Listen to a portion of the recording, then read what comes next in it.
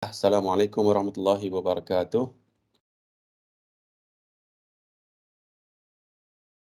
Bismillahirrahmanirrahim. Kejap sound check, sound check. Okay, clear? Boleh dengar? Boleh.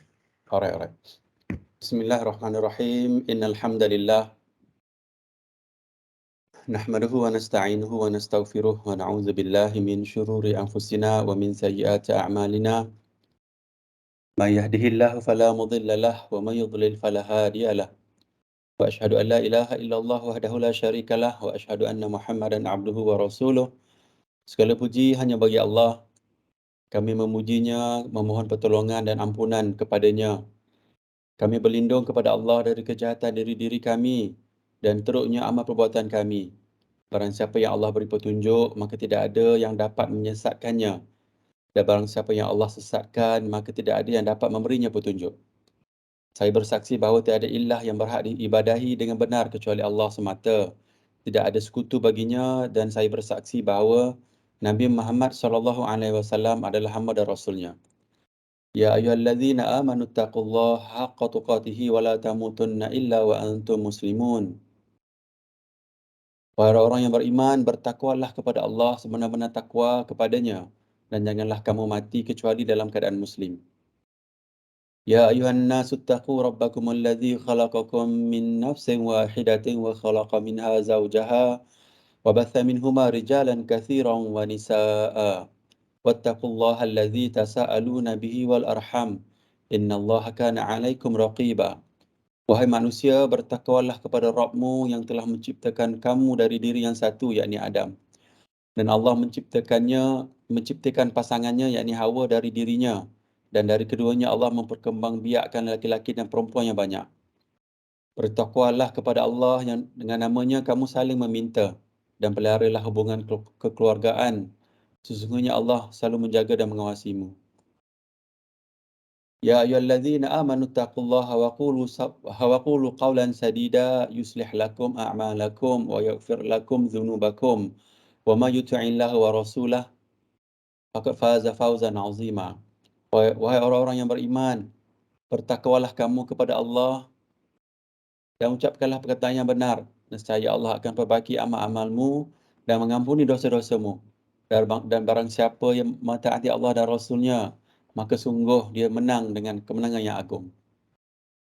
Amma ba'du, fa inna asdaqal hadithi kitabullah wa khairal hadi hadi Muhammadin sallallahu alaihi wasallam wa syarrul umuri muhdatsatuha wa kullu muhdatsatin bid'ah wa kullu bid'atin dhalalah wa kullu dhalalatin finnar. Sesungguhnya sebenar-benar perkataan adalah kitabullah, yakni Al-Quran, dan sebaik-baik petunjuk adalah petunjuk Muhammad sallallahu alaihi wasallam, yakni sunnah yang sahih.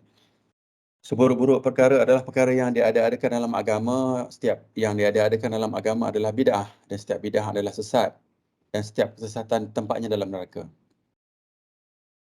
InsyaAllah. Format tazkirah pada minggu ni sama juga, cuma saya buang je yang hal umum tu. Minggu ni kita cerita dulu tentang hadis 40. Lepas tu saya nak buat ulang kaji sikit lah tentang bab puasa. Since hari Ahad ni insyaAllah kita puasa kan. So hadis 40 ni kita ada 3 hadis hari ni kita nak baca. So total kita dah baca dalam 42 lah. Dah almost 50% lah kita dah baca hadis 40 ni insyaAllah. So sebagai mukadimah, saya baca penolong umum yang biasa kita baca lah. Pentingnya menuntut ilmu. Daripada Muawiyah bin Abi Sufyan radhiyallahu an, Rasulullah sallallahu alaihi wasallam bersabda, barang siapa yang Allah kehendaki mendapat seluruh kebaikan, maka Allah akan fahamkan dia tentang agama. Riwayat Bukhari dan Muslim. So, moga kita dalam keadaan inilah Allah bagi kita kefahaman tentang agama, atas sebab kita dapat manfaat yang Allah bagi kita seluruh kebaikan insya-Allah. Setelah kita belajar dan kita memahami agama, kita cuba untuk dakwah kepada orang lain lah, rakan-rakan dan juga keluarga kita. Dari Sahal bin Sa'ad radhiyallahu an bahwasanya Rasulullah SAW bersabda kepada Sayyidina Ali radhiyallahu an, demi Allah, sekiranya Allah memberikan hidayah kepada seseorang melalui dirimu, itu lebih baik bagimu daripada memperolehi unta merah. Maksudnya barang yang paling berharga. Jadi riwayat Bukhari dan Muslim. So setelah kita faham agama, kita cuba dakwah sebab manfaat dakwah ni sebenarnya sangat besar lah. Dan antara sunnah yang terbesar, yang agung, yang paling agung Nabi Muhammad SAW adalah dakwah. So Nabi berjuang di Mekah, di Madinah sehingga majoriti manusia di sana adalah menganut agama Islam lah. Dan kita ingatlah jurang berdakwah ni adalah satunya sunnah, nombor dua sunnah dalam berdakwah ni adalah akan menerima tentangan jugalah. Ada orang yang menerima secara terus, ada orang yang akan menentang, ada orang yang akan tunggu dan lihat lah sehingga kita ada kuasa, baru dia masuk Islam. Tapi sama juga dalam dakwah kita ni, untuk kita betulkan orang lain atas ilmu yang kita dapat tadi tu, ada dugaan dia. So dugaan itu sebenarnya Allah bagi pahala yang sangat besar lah kepada kita. Dan kita memotivasikan diri kita untuk berdakwah lah, insya-Allah, sebab antara bekal yang kita nak bawa ke dalam alam selepas mati nanti adalah, antaranya adalah ilmu yang berguna lah. Kita minta supaya sesi ni jadi pemangkin dan penyebab untuk kita berdakwah kepada orang lain dan juga untuk diri kita lah. Dan juga dia jadi bekal kepada kita nanti, insya-Allah. Dan orang yang kita dakwah tu, dia bawa ilmu tu ke anak-anak cucu dia kan, seterusnya menjadi satu macam pokok untuk kita kan, ada je hasil, insya-Allah, walaupun setelah kita mati. Pendahuluan yang ketiga ni, ancaman kepada mereka yang mengajar tanpa ilmu. Allah Ta'ala berfirman, katakanlah Rabbku hanya mengharamkan perbuatan yang keji, baik yang nampak maupun yang tersembunyi, dan perbuatan dosa, melanggar hak manusia tanpa alasan yang benar, mengharamkan syirikkan Allah dengan sesuatu yang Allah tidak turunkan hujah untuk itu, dan haramkan mengandang-andangkan tak ada Allah apa saja yang kamu tidak ketahui, yakni berbicara tentang Allah tanpa ilmu. Surah Al-A'raf ayat 33. So ini sebenarnya border sempadan yang kita tak boleh jangkau lah kalau boleh, kalau kita tak tahu, kita cakap tak tahu. Cuma kena ingatlah, rosaknya agama langit sebelum agama Islam atas sebab, kalau tengok pada hadis Nabi, ada yang sahih, Nabi cerita tentang agama Nasrani, agama Kristian yang hari ini yang kita nampak di US, dalam Malaysia pun ada kan, yang ada non-Muslim lain yang anuti agama Kristian tu. Kenapa rosak agama mereka? Sebab mereka mengangkat ustaz-ustaz mereka, pendeta-pendeta mereka seperti agama. Nabi kata seperti Tuhan. Maknanya apa yang dibawa oleh orang agama, dia ambil sebiji-sebiji. Walaupun salah. Ada orang agama, bila orang angkat manusia ni, begitu keadaan dia. Kita ni bila saya nak relate dengan benda yang dekat dengan kita lah, macam jawatan ataupun kedudukan kita kan, kadang-kadang orang ke bawah, dia terima saja apa yang kita kata, walaupun boleh katakan mungkin 70% je betul ataupun 40% je betul, tapi sebab kita ada kuasa, dan orang mengiyakan apa yang kita cakap. Seperti juga orang yang dalam politik lah. Lama-lama kita cakap, bila orang ya, sama juga dengan orang agama, bila orang dah ya, tak ada orang yang nak tegur, dan lepas tu kita jangkau sempadan yang tak sepatut kita langkah. Ini sebenarnya agak ayat Quran yang nak beritahu, yang maknanya bila kita tahu ilmu dan kita dalam keadaan kita nak berdakwah ni, ini sempadan yang kita nak kena jaga. Kalau tidak, ancaman yang beratlah kepada kita. Okey. So pergi pada mukadimah kedua, kita nak cerita juga tentang kematian. Sebab kematian ni kalau kita buat tiap-tiap minggu, tiap-tiap hari kita ingat, seperti apa yang Nabi sebutlah. Sebab kehidupan kita sebenarnya sangat singkat, dan kita dengar kematian bertalu-talu hari ni kan. 2 tahun lepas, tahun lepas, kematian COVID. Sekarang ni pun ada rakan-rakan yang kematian saudara-saudara, dan ada yang kematian mak ayah kan. So kita ambil iktibar, kita rasa kematian ni sangat dekat dengan kita. Kita tidur pun, Nabi kata kan, dalam tidur tu pun mati kecil kan. Kita pun diangkat roh, masa tu tak ada. Masa tu menunjukkan dah dalam macam contoh mati dah tu. Dan juga kalau kita tengok hadis-hadis lain, Nabi sebut tentang uban kan. Benda-benda tanda yang menuju kepada tua tu sebenarnya, betul kita ingat tentang mati. Sangat-sangat sedih dan sangat-sangat alpa leka lah kita bila katalah kita tua, kita nak berperangai macam orang muda contohnya kan. Sebab dia tak, maknanya secara fitrah apa yang Allah bagi kepada fizikal kita ni, ketuaan kita kan, tenaga dah tak ada, sakit belakang. Sakit belakang kan. Rambut banyak uban kan. Kita pun dah pelupa. Tak ingat kita kepada mati. Maka sangat malang lah ketika tu, sebab Allah dah bagi peringatan-peringatan yang banyak. Kan, yang kita nak lah daripada tazkirah hari ni, kita ingat kematian, walaupun ada yang masih muda kan, ada yang dah berumur, ada yang dah senior kan, tapi kita nak ingat constant dia, sebab mati tu akan jemput manusia ni, semua peringkat lah, yang kecil, yang pertengahan, yang dia dewasa juga yang mati, yang tua pun yang akan mati. So kita baca hadis ni, Nabi SAW bersabda, perbanyakkan mengingati pemutus kelazatan, yakni kematian. So kita nak hari ni, kita nak supaya lekat dalam jiwa kita, lekat dalam hati kita, lekat dalam pemikiran kita menuju mati. Okey? Nombor dua, hadis ni kita baca dari Ibnu Umar radhiyallahu an, ia berkata, saya pernah bersama Rasulullah sallallahu alaihi wasallam. Lalu Ansar mendatangi beliau.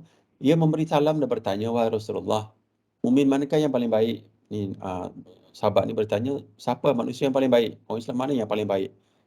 Beliau bersabda yang paling baik akhlaknya. So kena ingatlah yang orang paling baik ni orang yang berakhlak baik. Maknanya akhlak ni kita kena jagalah. Kalau kita rasa nak ikut hadis Nabi dalam setiap keadaan kan, kalaulah kita ni perangai teruk, tapi sebab kita ingat hadis ni, kita sedang menuju sunnah Nabi lah. Sebab Nabi kata akhlak yang baik, kita kena ingat, hadis yang kita baca hari Khamis ni sebenarnya Nabi cerita orang yang paling baik sekali lah orang yang baik akhlak dia. So kita kena jaga akhlak lah. Tak apalah kadang-kadang kita tergelincir kan dengan perangai kita kan. Tapi kita ingat balik muhasabah balik lah. Dan second time bila berlaku lagi, peristiwa yang sama kita tak buat benda yang buruk tadi kan. So kita nak menuju kebaikan ni, kita berakhlak yang baik. Dan akhlak ni tanda aras dia adalah adalah ikut sunnah lah, belajar agama macam mana. Kadang-kadang saya bagi contoh, saya uraikan sikit lah. Saya bagi contoh yang akhlak baik ni, kadang-kadang orang kata akhlak adab ni kan, adab akhlak dia seiringan. Kadang-kadang kita, contohlah orang yang ada ilmu ni, kadang dia baca hadis palsu kan. Dia rasa adab tu cuma apa yang dia faham saja. Bila dia baca hadis palsu, dia tak faham yang akhlak baik tu keadaan dia berakhlak dengan Allah Subhanahu Wa Taala, dan juga dia berakhlak dengan ayat ni kan. Kalau dia baca hadis palsu, dia sebarkan pada orang ramai, dia sangka hadis tu sahih. Dan ketika orang lain kata hadis tu palsu, dan dia react macam marahlah kan, sebab dia ada ilmu. Tapi maknanya akhlak ni dia bukan begitu. Akhlak baik ni bukan tak begitu. Akhlak baik atas penunjuk aras Allah dan Rasul. Macam tu. Maksudnya walaupun dia ilmu banyak, tiba-tiba dia baca hadis dhaif jiddan, dhaif yang tersangat dhaif, ataupun peraturan yang dia buat tu atas dia je kan, padahal dia ketua kan. Sebenarnya kalau ikut hukum asal, peraturan yang dia buat tu sebenarnya salah. Contohlah kan, ada banyak contohlah kalau kita nak kait. Cuma kena ingatlah, akhlak yang baik ni adalah penunjuk aras daripada Allah dan Rasul. Kita kena macam tu. Kita jangan kata akhlak baik ni atas kita je. Oh, saya baik, orang lain tak. Tak boleh. Walaupun kita ni ketua, kita kena ambil benda yang umum yang Allah bagi, sebab pencipta tahu. Pencipta kita yang reka kita, yang buat, yang jadikan kita kan, dia tahu mana yang baik, mana yang buruk. So pertama kita nak berakhlak baik. Kedua ni nak cerita tentang menuju kebijaksanaan lah, kematian. Lalu mukmin manakah yang paling cerdas, yang paling cerdik? Orang Ansar ni kembali bertanya. Nabi SAW bersabda, yang paling banyak mengingat kematian dan yang paling baik dalam persiapkan diri untuk alam berikutnya, itulah mereka yang paling cergas. Pertama, kata kunci sini, yang paling banyak ingat mati. Ni setiap minggu kita baca ni, insya-Allah kita buatlah every Friday ni kita buat. Kita cubalah untuk ingat kematian kan, setiap minggu. Dan juga yang paling banyak persiapkan diri, yang paling baik. Dan kita kena ingat yang paling baik adalah yang paling sahih sekali daripada Nabi. So apa-apa amalan yang kita rasa macam betul ke tak ni, kita rujuk balik. Saya dulu panjang sikit. Saya dulu masa saya start nak buat kajian lah, saya tanya diri saya. Saya tanya, yelah kita dah belajar, maybe kita belajar bab solat ni masa tadika dulu kan. Masa darjah 2, darjah 3 kan. Pernah tak kita buat revision tentang apa yang kita belajar? So kita start buat, kita cuba kaji. Kalau lah dah macam kita lah, kalau kita suka satu benda kan, kita cuba untuk buat kajian, cari kan apa yang baik, apa yang tak baik kan. Sebab kita nak semai nampak macam kita suka satu benda tu lah.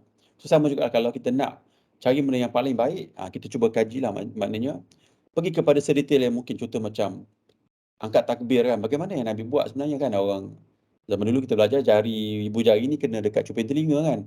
Kita tengok hadis dia, apa yang cerita kat situ. Ada beberapa hadis lah yang kita nampak, sebenarnya begitu. Kenapa Ustaz cakap macam tu? Macam ni. Tapi sahihnya begini ya. So dalam konteks tadi tu, dia pergi kepada yang paling baik. Maksud kita nak kajilah, sebab dia nak bawa kepada mati ni kan. Kena ambil yang baik lah. Maknanya macam duit tu lah. Ambil duit yang benar-benar sahih lah kan, yang benar-benar betul. Kalau tidak, takkanlah kita nak beli, kita kata tak apalah, tak kisah. Nanti beli ni duit palsu ataupun tak cukup duit ke apa kan. So kita nak bersedia untuk kematian. Pertama, ingat mati. Nombor 2, yang paling baik dalam amalan kita nanti. Amalan kita lah sekarang insya-Allah. So page 8 ni, kita tengok perjalanan kita kepada kematian, supaya hati kita bergetar sikit lah. Supaya kita ingat mati ni, supaya kita rasa macam, alamak, tak lama dah ni kan. Baik kita perbaikilah amalan kita kan, insya-Allah. So kita berada di sini alam dunia, kita dah lepas dah alam roh dan alam kandungan. Sepanjang perjalanan ni, lepas ni kita akan menuju alam kubur. Semua orang akan menuju ke alam kubur nanti. Dan kita dan saya pun dah tak ada mak ayah dah. Dan ada abang saya 2 orang dah meninggal dah pun. So maksud dia kematian tu dekat dengan kita kan. Dan kita pun dengar cerita orang yang meninggal ni tak semestinya tua kan. Baya kita muda daripada kita dah meninggal lah kan. So kita akan mati, pasti akan mati. Ada panjang perjalanan ni dan kita nak ke syurga insya-Allah. Tapi bekal yang masih ada ni, baki tersisa hidup kita ni, kita nak buat lah tadi yang amalan yang paling baik dan banyak mengingati mati tu. Amalan yang paling sahih dan banyak mengingati mati. Kita nak cubalah buat sedaya upaya kan. Macam last week kita dah baca hadis yang Nabi kata kan, buatlah setakat mampu kan. Kalau kita tak mampu buat macam Nabi solat 8 rakaat sampai ke pagi kan.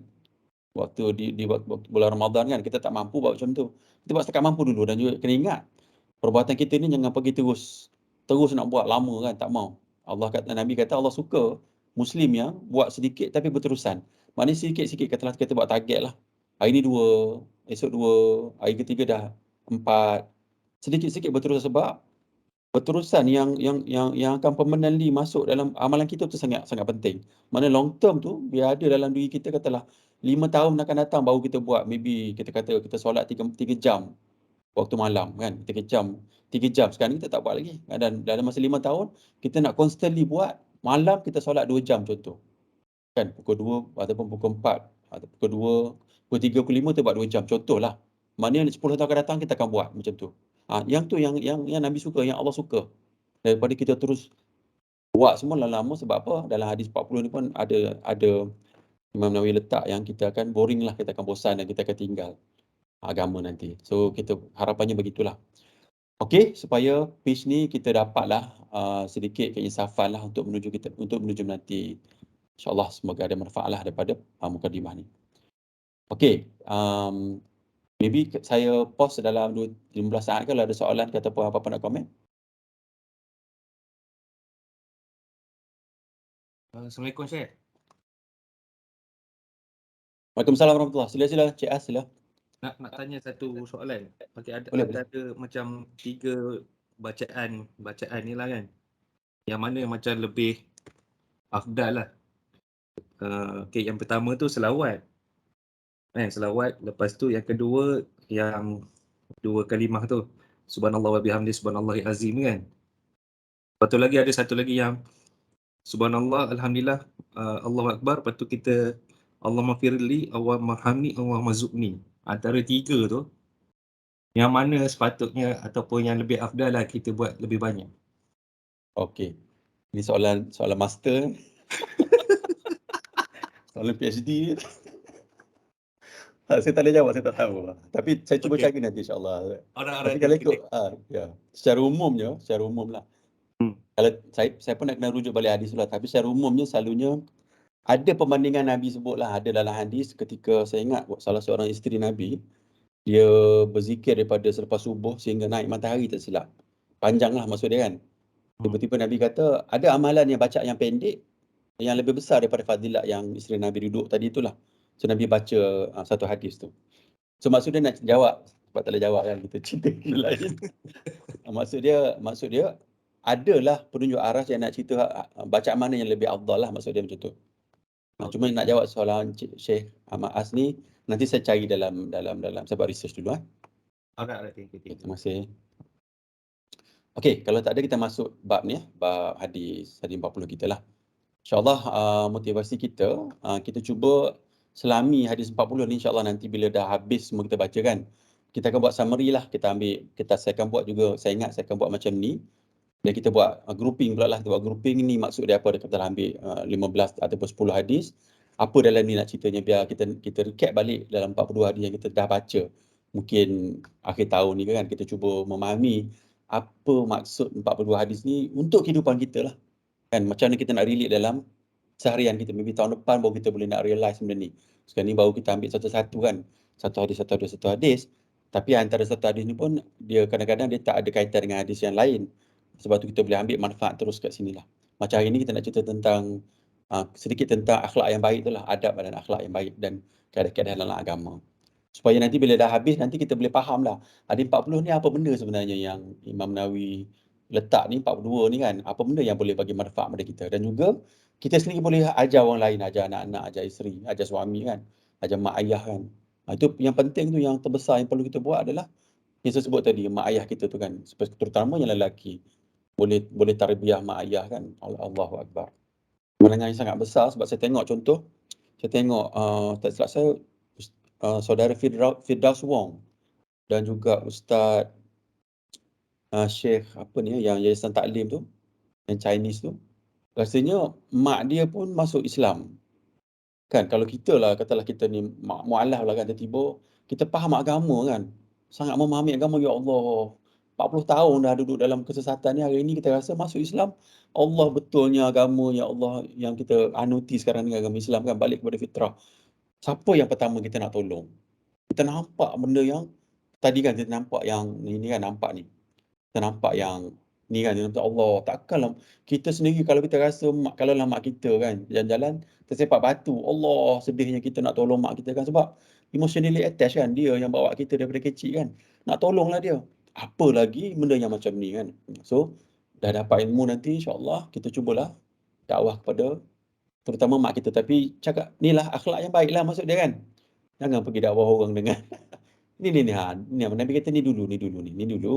Akhlak baik, dan maknanya dengan mak ayah ni lagilah kena ada 4, 5, 6 layer tu. Cushion untuk kita tidak sakiti dia kan, walaupun ada benda yang bercanggah. Sedikit.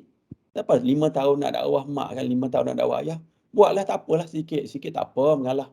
3 tahun pertama mengalah, tunjuk akhlak yang baik. Tahun keempat, sikit-sikit masuk lama, dapatlah apa yang kita nak sampaikan kepada mak ayah kita. Dan bila dia meninggal, selamat dia. Tidakkah kita rasa suka kan, macam contoh yang saudara Firdaus Wong tadi kan, dia tengok Allah, mak dia masuk Islam kan, Allah besarnya, maknanya kemenangan bagi dia kan, dia telah menyelamatkan orang yang paling dia sayang atas dunia ni. Okey, pergi balik yang hadis ni, hari ni kita akan baca 3 hadis. Hadis 26, dorongan sedekah dan juga bantu orang lain. Hadis 35, larangan dengki, menipu dan lain-lain lah. Ada banyak lagi Nabi sebut, banyak ni. 36 ni bantu manusia dengan ilmu, dan ada juga ilmu lah. Nak menuntut ilmu, ada 3 ni. Dan kalau sempat kita akan masuk bab ni lah, bab puasa. Tapi saya tak rushing lah kot. Kalau sebab puasa ni saya ingat benda yang commonly kita dah tahu dah. Cuma kita nak recap balik lah. Cuma nak fokus banyak kat hadis ni lah. Kalau boleh hurai lah, insyaAllah. Hadis pertama ni kita baca, dorongan sedekah dan juga bantu orang. Dalam ni saya buat summary dah, saya baca hadis dia ya. Dari Abu Hurairah radhiyallahu anhu, dia berkata, Rasulullah sallallahu alaihi wasallam bersabda, setiap anggota tubuh manusia dapat melakukan sedekah. Nabi kata setiap anggota tubuh ni boleh buat sedekah, setiap anggota tubuh. Anggota kita banyak kan. Setiap hari di mana matahari terbit, lalu engkau berlaku adil kepada 2 orang yang bertikai, yang bergaduh lah, yang ada konflik, adalah sedekah. Yang pertama ni Nabi kata, anggota tubuh ni boleh buat sedekah. Nombor 2, Nabi kata, kalau ada orang yang bertelingkah ataupun bermasam muka, apa-apalah konflik, kita tolong dia, kita berlaku adil kepada 2 orang tadi. Itu adalah sedekah. Sebab dalam konteks kita, sedekah ni kita fikir duit lah kan. Kalau kita lah,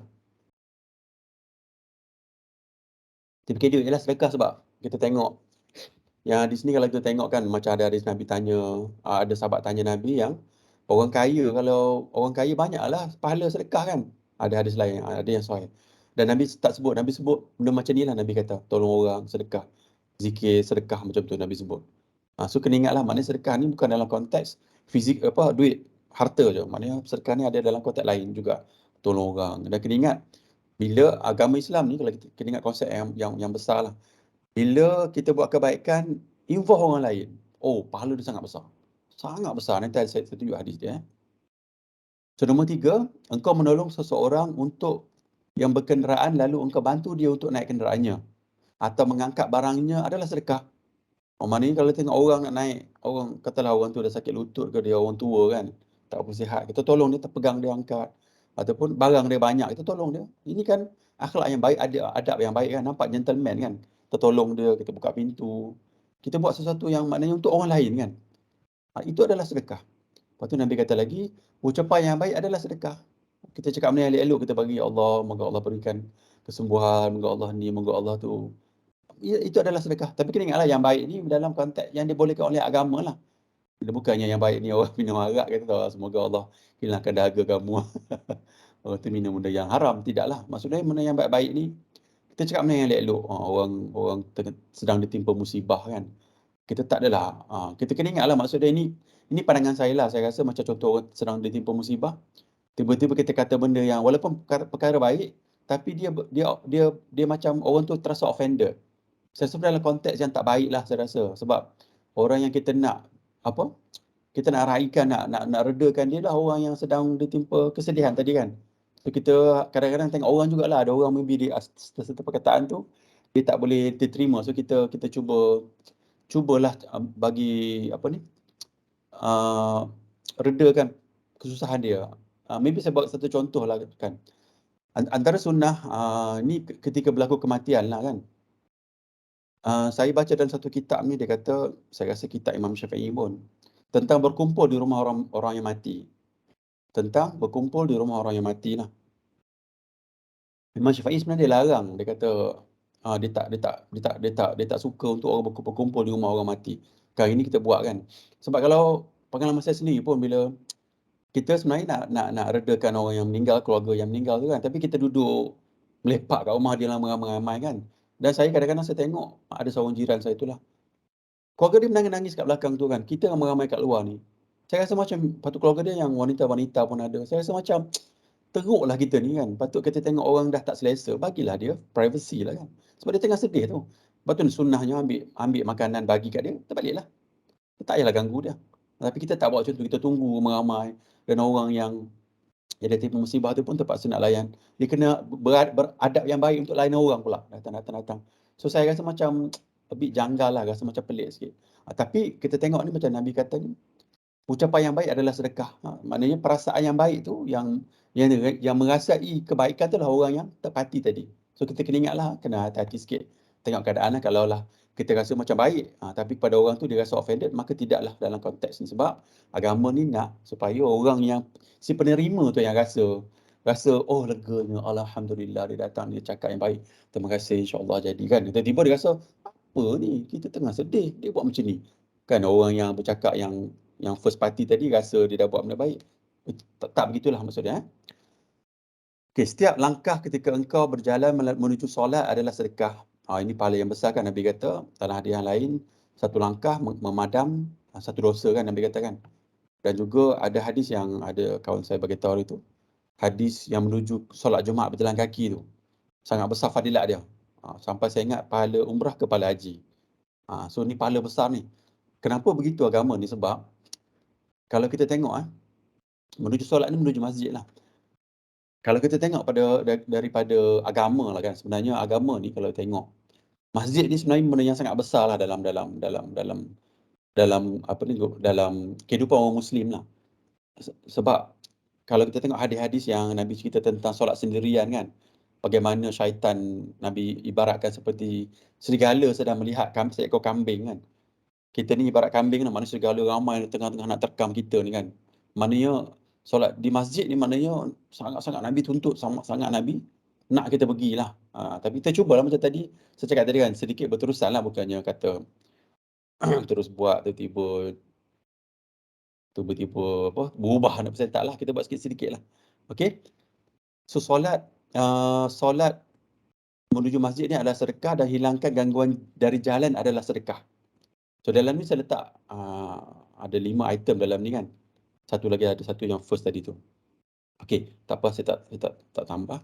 Tapi kalau tengok sini berlaku adil kepada orang yang bertelingkah. Yang pertama ni Nabi kata setiap sendi ni boleh lakukan sedekah. Saya rasa yang ni kalau kita relate pada hadis solat duha tu kan.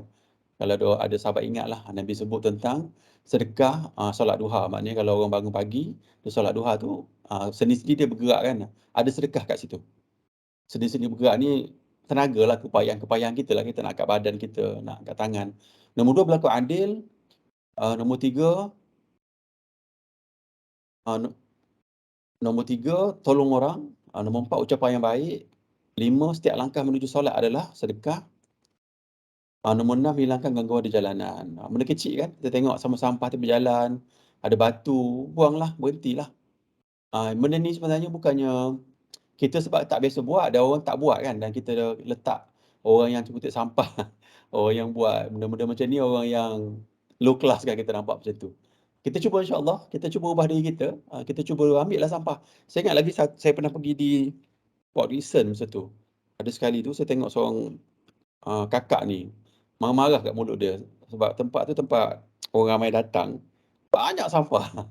Dia tengah pegang plastik, dia macam, apa ni orang buang sampah merata ni, janganlah buang, tempat ni tempat lah hutan kan. Jadi dia sedang membuat sunnah ni, tapi itulah maksud dia ialah dia pun, saya ingat kenapa dia cakap keluar mulut tu sebab yang pertama, pandangan orang kepada orang yang kutip sampah. Sebab kat Malaysia ni kutip sampah ni kita tengok Bangla kan, orang-orang yang bagi kita rendah lah. Dan kita cubalah untuk jadi macam tu lah, supaya kita tak ada perasaan macam tu. Dan kita buat sendiri, ambil, tengok sampah di tepi jalan, kita ambil. Dia ingatlah kita kata, kenapa saya ambil sampah tepi jalan ni, kenapa saya memang fokus pagi ni contoh, untuk ambil sampah tepi jalan ni ataupun batu ni. Sebab saya fikir, hadis yang saya baca dalam dalam kuliah pada hari Jumaat itu, Nabi kata, siapa yang ambil gangguan sampah ataupun batu ke, sedekah kepada orang ramai. Sebab kalau orang tu langgar kan, pecah pula cermin, ataupun sampah tu kalau lah dia bawa air kan masuk, kolong-kolong kan banjir lah pula tempat tu. Okey, insyaAllah ada 6 item dalam ni Nabi sebut banyak ni. So ingatlah, sedekah ni tidak semestinya duit sahaja, dan juga tak semua orang berduit lah. Dan sedekah ni banyak benda. Anda kena ingatlah dalam hadis ni, kalau tengok pada apa ni, maksud ataupun kita ambil literal hadis ni, nampak macam apabila kita buat kebaikan yang involve orang lain, dia jadi sedekah. Kan cakap elok kan. Kena ingatlah, so apa-apa yang bagi kebaikan kepada orang lain, insya-Allah ia juga adalah sedekah. Okey, kita pergi pada hadis 35. Sekejap, bismillah. Saya baca hadis dia.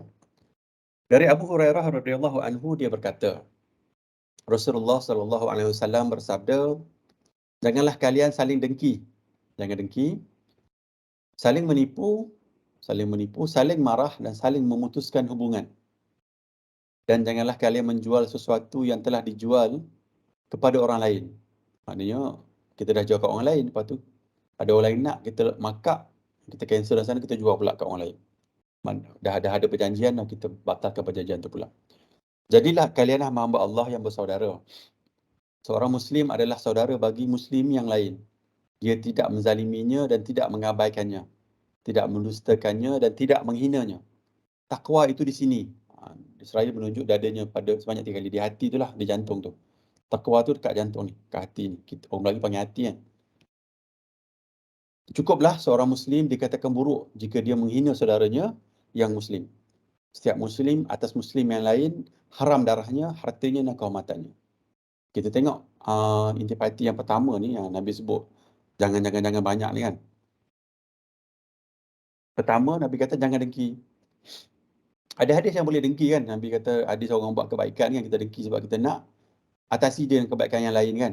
Ilmu, Nabi kata kan. Itu boleh dengki lah. Ni dengki yang teruk, yang buruk ni.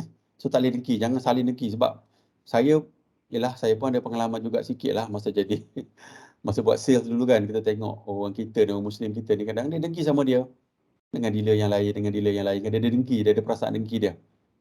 Tapi itulah benda yang tak elok, tak bagus lah. Sebab kenapa kita dengki? Sebab hati kita kecil. Kita sentiasa rasa terancam dengan orang lain. Dan ada prasangka kita yang orang lain tu nak buat jahat kat kita lah, macam tu. That's why dia dengki. Sebab tu Nabi ajar supaya hati kita besar. Sebab tu Nabi kata, Muslim ni adalah saudara kan. Kalau kita dengan saudara kita, dengan adik kita kan, tiba adik kita berjaya, Allah sukanya kita kan. Sebab apa? Dia bagi kita terasa ada manfaat kepada kita. Itu yang Nabi nak sebenarnya, supaya kita tengok orang Islam yang lain, tengok dia berjaya kan, naik pangkat ke apa, gaji dia lebih ke apa, kita rasa Allah sukanya ni. Sebab saudara saya tu, saudara saya berjaya, saya pun nak juga dia berjaya, dan saya juga rasa perasaan saya suka lah, maksud dia macam tu. Kita tak nak dengki lah. Saling menipu, ni Nabi sebut direct, saling menipu, saling marah dan saling memutuskan hubungan. So tengok yang ni adalah hubungan kita dengan orang kan, dengan rakan-rakan yang lain, dengan manusia yang lain. So kalau boleh, ni nasihatlah, saya pun sendiri sama juga, banyak kelemahan. Cuma kita tak naklah kita rasa macam, kan ada perkataan selalu kita sebut, orang sebut kan, apa dia kata, macam Buatlah apa yang kau nak buat, jangan peduli orang lain. Kan kita kata macam tu kan. Sebenarnya tak boleh. Kita kena peduli orang lain. Sebab orang lain tu adalah saudara kita kan. Kalau kita kata, tak apalah, bukannya aku nak buat motor, bunyi kuat bising ke, aku punya hal lah, peduli apa. Aku punya hal, tak boleh lah maksud dia. Kita kena fikir orang lain. Sebab tu Nabi kata, orang lain itu saudara kita kan. Bagaimana kita tak nak orang lain zalimi kita, sakiti kita, dan kita punya apa ni perangai pun kita tak nak lah kita zalimi sakiti orang lain. Macam tu. Kita nak kalau dia suka, kalau kita suka, kita nak apa yang kita ada yang kita suka ni sama yang seperti yang dia suka macam tu. Sebab tu Nabi kata Muslim ni bersaudara. Dan tidak menjual lah. Ni kalau ada orang berniaga lah. Maknanya ni apa peraturan yang Nabi letak, tak boleh lah. Dah jual dah confirm dah. Tiba kita cancel sebab ada orang nak bagi harga lagi mahal ke apa kan. Tak boleh. So, kita kena berpegang kepada janji kita. Lagipun kalau tengok sini macam apa customer experience kan macam ni kan. Orang lain punya experience kan. Bagus lah. Dia tengok, oh walaupun dia jual murah kan contoh. Tapi orang lain offer tinggi, tak. Saya berpegang kepada prinsipal saya. Saya dah jual. Kita pegang kepada perjanjian yang asal. Macam tu. Jadilah kalian hamba Allah yang bersaudara. Ni Nabi kata. Maknanya kalau kita tak buat benda atas ni, ni banyak benda-benda yang berkait dengan hati kan. Perasaan kita. Maknanya kita kena banyak let go lah. Kena banyak sabar. Kita kena rasa orang tu pun macam kita juga. Dan kita sayang kat orang tu.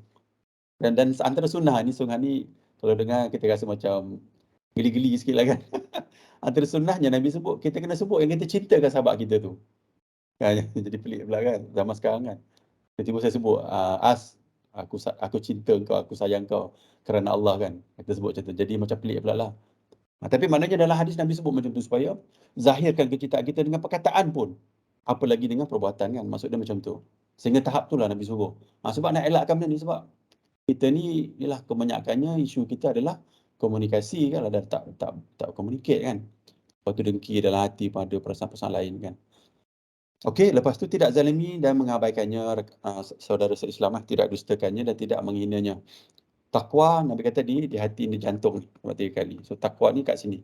Kita dah baca hadis last week kan yang kita cerita yang ada seketul daging yang Nabi sebut kan. Kalau baiklah daging tu, baiklah. Fizikal dia baiklah semuanya. Kalau lah buruk, buruklah semuanya. So sinilah Nabi sebut tentang hati lagi. So kita kena jaga hati kita supaya besar. Dan besar nak jaga hati ni, nak kawal hati ni, nak suruh seperti takwa ni, maknanya melalui praktis. Bukannya kita tiba-tiba jadi, tak boleh. Kita belajar ni sedari teori je ni. Kita kena pergi ke tempat yang macam tadilah orang sedang berdengki, berkelahi kan, orang sedang menipu. Kita kena duduk dalam keadaan tu untuk kita praktis lah. Barulah, tak apalah, kesalahan pertama kedua memang kita sakit hati kan lama-lama. Kita tengok hadis ni balik, kita nak menuju apa yang Nabi sebut. Barulah lama kita dapat dah apa yang Nabi nak. Sebab agama ni macam kehidupan kita juga kan. Contohnya belajar motor. Tak adalah terus naik motor tu pandai kan. Melalui praktis lah. Praktis pula validated experience tu kan. Kita ambil maybe kita ada pengalaman baru dalam ketika kita naik motor tu, tiba ada benda baru datang, baru kita tahu macam mana nak buat. Macam tu juga agama ni. Dalam kita nak jaga akhlak kita, takwa kita, tiba-tiba ada benda baru datang. Mungkin pertama kali tu kita terasa gagal untuk kita hadapi benda tu kan, mungkin kita marah ke apa kan, ataupun kita dengki kat dia. Tapi datang lagi nombor 2, sebab kita dah muhasabah, kita dah boleh nak buatlah apa yang nak ikutlah apa yang Nabi suruh ni, dan masa tu tercapailah apa yang Nabi nak pada kita. Sebab sebagai manusia ni memang kita akan melalui jalan silap dululah. Dan kita nak daripada kesilapan tu kita belajar. InsyaAllah kita dapat ikut apa yang Nabi nak ni kan. Cukuplah seorang Muslim dikatakan buruk jika dia menghina saudaranya yang Muslim. Setiap Muslim atas Muslim yang lain, haram darahnya, haram hartanya dan kehormatannya. So ni adalah border ataupun peraturan yang Nabi sebut untuk orang Muslim lain. Okey, kita pergi hadis yang nombor 3, hadis last. Macam tak sempat lah cerita pasal puasa. Tapi kita cubalah panjangkan sikit lah yang ni, sebab ni antara benda yang kita nak sampaikan lah dalam setiap hari Jumaat ni. InsyaAllah kalau sempat kita pergi laju lah untuk hadis ni. Ni untuk puasa ni. Okey, ini hadis yang last, hadis nombor 3. Hadis 36, bantu manusia dengan juga ilmu. So saya baca hadis ni Daripada Abu Hurairah radhiyallahu anhu, daripada Rasulullah sallallahu alaihi wasallam, baginda bersabda, siapa yang menyelesaikan kesulitan bagi seorang Muslim dari pelbagai kesulitan-kesulitan dunia. Okey, ni yang dunia Nabi sebut. nescaya Allah akan memudahkan kesulitan-kesulitannya di hari akhirat. So Nabi sebut, siapa yang tolong kawan dia ataupun orang kawan dia ataupun siapa-siapalah yang ada masalah dunia ni, dia tolong. Dia mudahkan urusan dia. Allah kata, Nabi kata Allah akan mudahkan susah payah di mahsyar nanti, selepas mati nanti. Nombor dua, dan siapa yang memudahkan orang yang sedang kesulitan, nescaya akan Allah mudahkan baginya di dunia dan di akhirat. Nombor dua ni Nabi kata umum. Kesulitan ni tak tahu dunia akhirat, maybe dua-dualah. Boleh jadi untuk dia nak belajar benda akhirat kan, orang tu ajar, ataupun solat dia tak betul, orang tu betulkan solat dia. Lepas tu Nabi kata Allah bagi dia kemudahan dunia dan akhirat. Kemudahan dunia ni jangan kita fokus kepada duit saja, jangan kita fokus kepada harta je. Tengok orang naik kereta besar, dia ingat itu adalah kemudahan bagi dia. Tidak begitulah maksud dia. Tapi boleh jadi itu adalah kemudahan dunia, boleh jadi.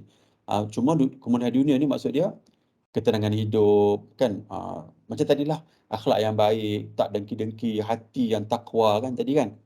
Mudahlah dunia, kat akhirat tak ada dah hati takwa tu. Dekat dunia yang macam maksud dia benda-benda yang Allah nak kita berakhlak kan, ataupun kita ingat banyak mati kan. Sebab kita mudah kesulitan orang lain, atas dunia ni kemudahan atas dunia ni untuk kita ingat banyak mati. Contohlah Allah buka minda kita untuk kita ingat mati, macam tu. Dan kita ni nak motivasikan diri kita untuk tolong orang supaya mudahkan urusan orang tu.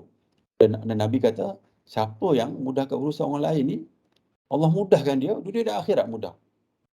Dan siapa yang menutup aib, dia tutuplah benda kelemahan ataupun benda yang orang tu kalau dengar tahu malulah dia kan. Seseorang Muslim, maka Allah akan tutup aibnya di dunia dan di akhirat. Maksudnya macam tu. Kalau orang ni katalah dia adalah kelemahan-kelemahan dia kan, masa dia kerja, dia banyaklah benda dia tak reti. Tapi ada juga banyak juga benda yang dia reti kan. Tapi yang dia tak reti tu, majoriti orang tahulah. Maknanya, katalah orang kita letak level 1 ke 10, normally orang dalam level 6, 7 dah dalam bab tu. Majoriti manusia lah, majoriti pekerja lah. Tapi dia baru level 2 kan, tak reti sangat dia. Tapi dalam area yang lain dia level 9, orang lain level 3, 2 je ataupun level 6 je. Macam tu lah. Tapi sahabat dia ni cuba untuk tidak buka lah aib dia. Kan? Malu dia tu. Sebab benda-benda tu dia tu tak ada impact apa pun. Dia cuma perasaan orang tu bila orang tahu, lah manusia ni kan tak semuanya bertakwa kan. Manusia ni sebab ada orang yang ada niat lain, dia kerja sebab dia nak kerja nak duit je. Ada orang kerja sebab satu ialah nak duit, dua sebab dia faham akhlak dia bila dia berinteraksi dengan manusia, dia nak pahala kan, contoh yang tadilah. So ada orang macam tu. So bila ada orang yang tutup aib sahabat-sahabat dia atas dunia ni, dan Allah bagi dia Allah ketutup aib dia dunia akhirat. Cuma kena ingatlah ada aib yang bukan aib lah, ada benda yang kena ni macam mengumpat lah kan, ribah bahasa Arab dia. Ada yang mengumpat ni dibolehkan lah, mana aib dia boleh diceritakan. Contohnya bila di mahkamah kan, di mahkamah kita kena cerita lah, katalah perompak tu kan dia malu kan orang tahu dia merompak. So kena ceritalah ke hakim kan, benda tu adalah. Tapi benda tu maksud dia dari sudut fitrahnya memang kena beritahu lah kan, kita faham lah kan. So ni aib yang lain, aib yang kelemahan orang tu. Okey. Allah selalu menolong hambanya selama hambanya menolong saudaranya. Tengok apa yang Nabi kata ni. Maknanya kalau kita ni dalam konteks nak suruh Allah tolong kita sepanjang masa, kita sentiasa tolonglah kawan-kawan kita. Motivasikan diri macam tu. Sebab bila saya baca hadis ni, saya rasa sangat dia buka satu macam paradigma lain lah kepada diri saya lah. Terutamalah kita bukannya kata nak buat semua, taklah. Tapi maksudnya bila kita baca hadis, bila kita faham hadis-hadis macam ni, yang saya sebut tadi kan, yang kata bila agama ni bila dia pergi kepada orang lain kan, dan dia punya manfaat pahala dia jadi besar macam tu, dan dia berkait rapat dengan akhlak. Sebab akhlak ni selalunya kalau kita duduk dengan diri kita, akhlak baik kat diri kita, dia tak ada impact apa pun kan. Tapi akhlak ni bila kita ada interaksi dengan orang lain, ataupun dengan makhluk lain lah, binatang ke apa kan, terutama dengan orang lah, sebab orang tu ada akal kan. Tengok ni Nabi kata apa, Allah akan tolong hamba dia selama hambanya tolong saudaranya. So kita lah hari ni kita motivasikan diri kita untuk tolonglah kawan-kawan kita kan. Tolong diri sendiri pun orang juga lah, tolong diri sendiri, tolonglah isteri kita, tolonglah ayah kita, tolonglah ayah mertua kita, tolong mak mertua kita, tolong anak-anak kita kan. Dalam konteks tu, tolong sahabat-sahabat kita yang lain kan, walaupun pertolongan kita bagi tu boleh bagi kelemahan ataupun kuranglah benda kita dapat, tak apalah kan. Maknanya kita motivasikan diri kita daripada baca hadis ni, Kita nak tolong orang lain. Walaupun nampak macam berat kan. Macam kita sedekah kan. Sedekah yang paling afdal Nabi sebutlah hadis yang sahih adalah sedekah barang yang kita sayang ni. Katalah kita ada RM100 ataupun katalah bagi realistik sikit. Contoh. Katalah seminggu dah sebelum gaji. Mana gaji kita tak berapa banyak lah kan. Contohnya kita gaji kita dalam seminggu sebelum gaji tu ada 500. Seminggu sebelum gaji, next gaji ada 500 je. Untuk kita kita kira duit 500 tu cukup lah kan nak bayar tu bayar ni. Cukup lah untuk 7 hari ni ada 500 lagi. Duit simpan pun tak ada. Tiba-tiba ada orang minta tolong. Alamak, kesulitan lah nak 200 lah. Contoh lah kan.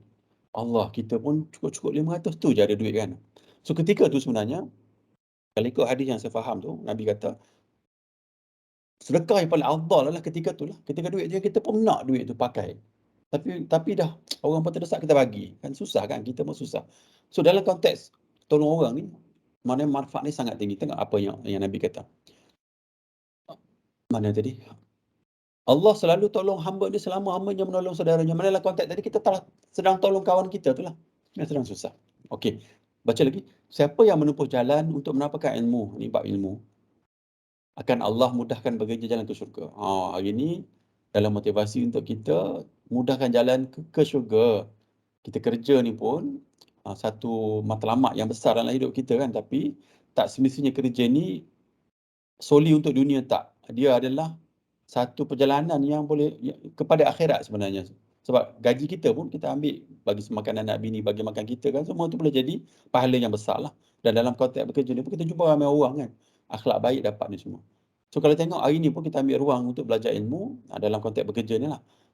Ini adalah satu jalan menuju ke syurga. Dan juga kalau kita tengok pada apa yang hadis yang Nabi sebut ni daripada Imam Nawawi ni, sebenarnya boleh kita pakai pun dalam kehidupan kita, terutama dalam kerja kita lah. Sebab kerja kita ni boleh menjangkaui waktu sedar kita mungkin dalam 70% waktu sedar dia kan. So maksudnya dalam kehidupan kita ni mostly waktu kerja lah. So boleh gunalah apa yang dalam hadis ni. So kita gunalah ambil ilmu, dan ilmu ni Allah mudahkan kita jalan ke syurga. Suatu kaum yang berkumpul di salah satu rumah Allah, membaca kitab Allah, yang kita tahu Allah, Quran lah, ataupun hadis-hadis tadilah yang menerangkan kitab-kitab Allah tu, dan mempelajarinya di antara mereka, nescaya akan diturunkan kepada mereka ketenangan dan dilimpahkan kepada mereka rahmat. So insya-Allah kita mintalah sesi kita hari ini seperti apa yang ada dalam hadis yang Nabi sebut ni. Semoga kita dapat ketenangan, dan juga Allah limpahkan kepada kita ni rahmat Allah. Atas sebab ilmu yang kita sedang belajar ni, juga ilmu kita sedang belajar adalah satu jalan yang memudahkan kita menuju syurga insya-Allah. Dan mereka dikelilingi malaikat serta Allah sebut-sebut mereka kepada makhluk di sisinya. Dan kita mintalah supaya seperti dalam hadis ni, adalah malaikat yang mengelilingi kita ni. Walaupun kita buat online kan, kita tak boleh nak imagine lah macam mana, sebab benda gaib kan. Dan adalah malaikat sedang mengelilingi kita ni, berkumpul, dan Allah sebut nama kita ni kepada makhluk yang dekat dengan Allah ni. Nama-nama kita ni insya-Allah, supaya kita jadi orang yang tergolong dalam golongan yang Nabi sebut ni insya-Allah. Dan siapa yang lambat amalnya, hal itu tidak dapat dipercepatkan oleh nasabnya. Saya rasa yang last ni, dia bab takdir dan juga nasab ni macam keturunan ni lah. Maknanya takdir tu dah tetap, dan nasab dia tak ada kaitan lah dengan apa-apa yang dibuat ni. Hadis sahih. Okey, saya baca laju yang ni sebab benda yang sama je. Pertama, bantu selesaikan kesulitan dunia orang lain, Allah mudahkan urusan akhirat. Kita tengok perjalanan panjang ni kan, kat akhirat ni kan. So hari ni kita motivasikan diri kita daripada hadis 40 ni untuk kita bantu orang, macam tu. Sebab in a way dia akan bantu kita nanti.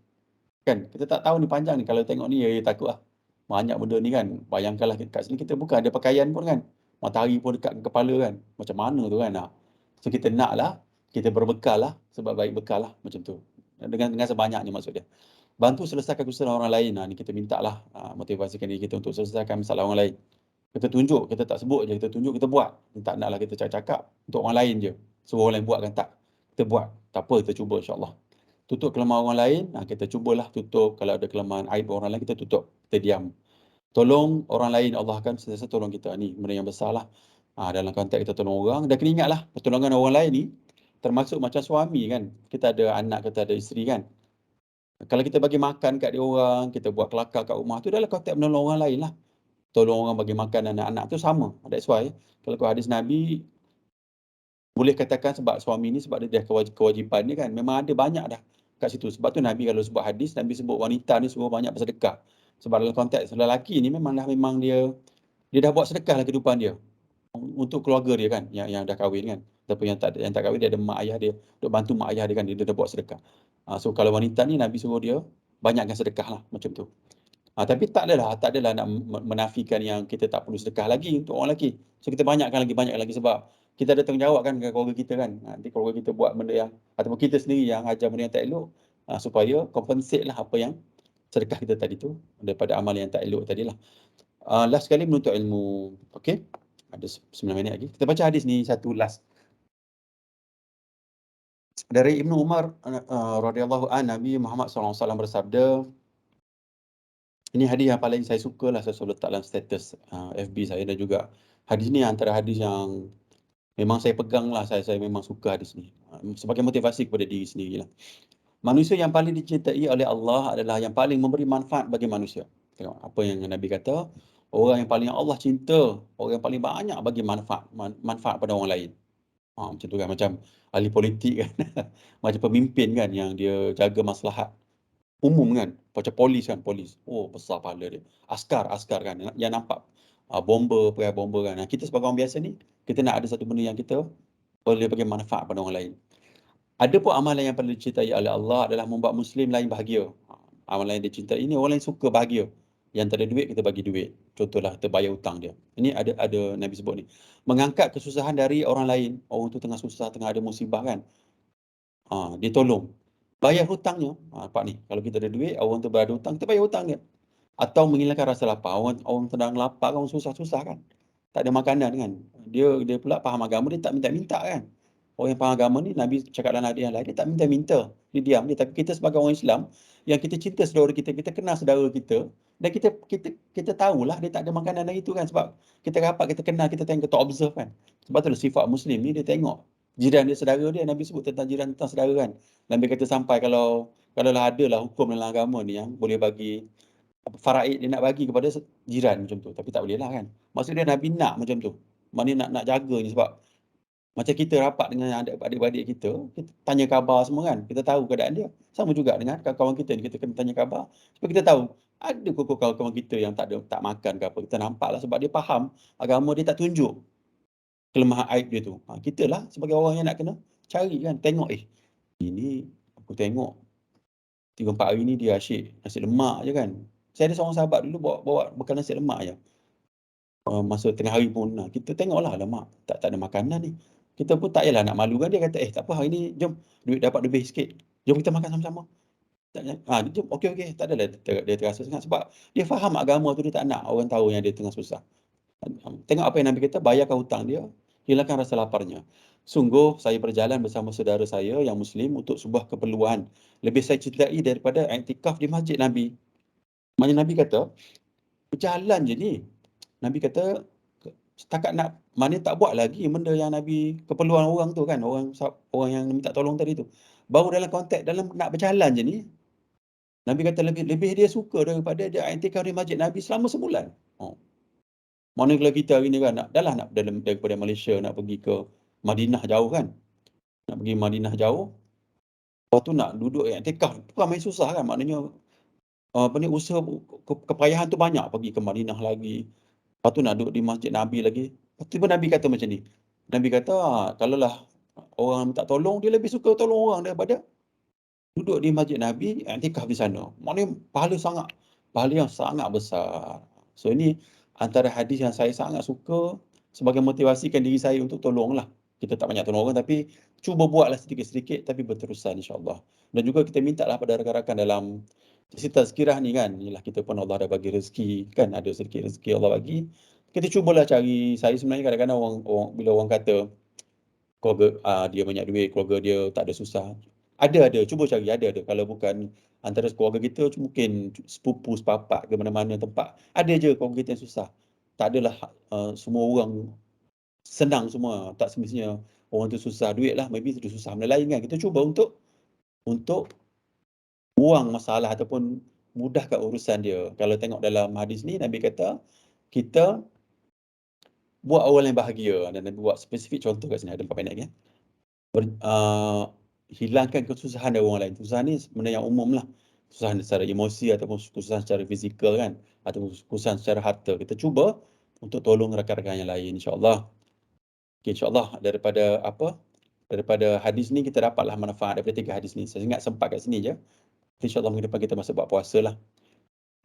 Saya skip bab puasa ni, kita pergi kepada sini kalau ada soalan. Ada 4 minit ke ada soalan dalam chat Oh, tak ada. Abang Adam dah letak hadis selawat ni. Okey. Okey, ada soalan ke tak? Kalau tak ada, kita tangguh dulu. InsyaAllah kita jumpa dalam minggu depan lah. Semoga ada manfaat pada sesi kali ini, insyaAllah. Saya baca hadis, doa kafarah.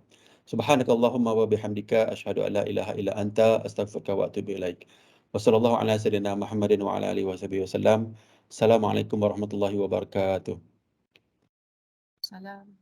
Terima kasih. Terima kasih. Thanks. Selamat puasa semua. Waalaikumsalam. Puasa. Ramadan Karim.